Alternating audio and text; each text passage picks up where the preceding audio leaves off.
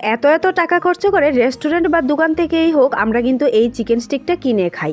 এই chicken stick কিন্তু দোকান থেকে না কিনে খেয়ে একবার বাড়িতে এভাবে বানিয়ে দেখবেন, খেতে কিন্তু ভীষণ ভালো লাগে, বানানো খুবই সহজ। আর তার জন্য নিয়ে নিলাম এখানে আমি কিছুটা হাড় ছাড়া মাংস, একটা পেঁয়াজ, লঙ্কা, সামান্য একটু আদা, রসুন, ধনেপাতা, আর দিয়ে দিয়েছি সামান্য একটু লবণ, ধনে জিরে গুঁড়ো আর গোলমরিচ গুঁড়ো, আর 2 টুকরো স্লাইস দিয়ে মিক্সিং করে নামিয়ে নিয়েছি। এখানে আমি সামান্য একটু ময়দা, তেল, লবণ আর গোলমরিচ গুঁড়ো দিয়ে একটা ব্যাটার বানিয়ে সাইডে রেখে দেবো। এরকম স্টিক নিয়ে আমি চিকেনের পুরটা দিয়ে চিকেন স্টিকগুলি বানিয়ে নিচ্ছি।